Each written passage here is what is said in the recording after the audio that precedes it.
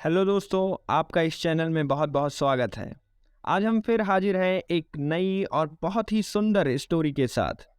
तो चलिए बिना देर किए हुए करते हैं अपनी कहानी की शुरुआत।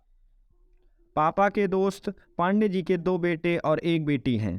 पांडे अंकल सरकारी नौकरी में थे। अपनी ज़िंदगी में उन्होंने अपने तीनों बच्चों को पढ़ाया लिखाया। पहले बेटी की शादी की और फिर बड़े बेटे की। बड़ा बेटा उसी शहर में प्राइवेट कंपनी में नौकरी करता था। बहू साधारण परिवार से आई और धीरे धीरे ससुराल के हिसाब से ढल गई। छोटे बेटे ने छोटे मोटे व्यवसाय की शुरुआत की और साल बीतते बीतते किसी नौकरी पेशा लड़की से शादी कर ली। अब घर में दो बहुएं आ गई थीं। छोटी बहू नौकरी करती थी, इसलिए घर के किसी काम को भी हाथ नहीं लगाती। बड़ी बहू को बुरा न लगे, इसलिए सास भी काम में लगी रहती थी। बड़ा बेटा घर चलाता था और छोटा घर में सामान खरीदता। दोनों बेटों के साथ अंकल आंटी खुश थे। बीच बीच में बेटी आती। बड़ी भाभी जहाँ उसकी पसंद के व्यंजन बनाती, वहीं छोटी उसे और उसके बच्चों को कपड़े दिलाती। खाना पीना तो एक दिन में पच जाता, लेकिन कपड़े महीनों तक छोटी भाभी की याद दिलाते। खैर इसी तरह 2 साल बीते। घर में बड़े बेटे के दो और छोटे के एक बच्चे ने जन्म लिया।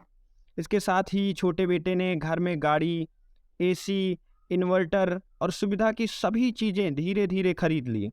पापा की मित्र मंडली में पांडे अंकल एक मिसाल बने रहते कि अचानक एक दिन छोटे बेटे ने किराए का एक घर लेकर उसमें शिफ्ट कर लिया। अब छोटे बेटे के साथ घर का सभी बड़ा बड़ा सामान भी चला गया। बड़ा बेटा जब पूरे घर का खर्चा चलाता था, तब छोटा टीवी खरीदता।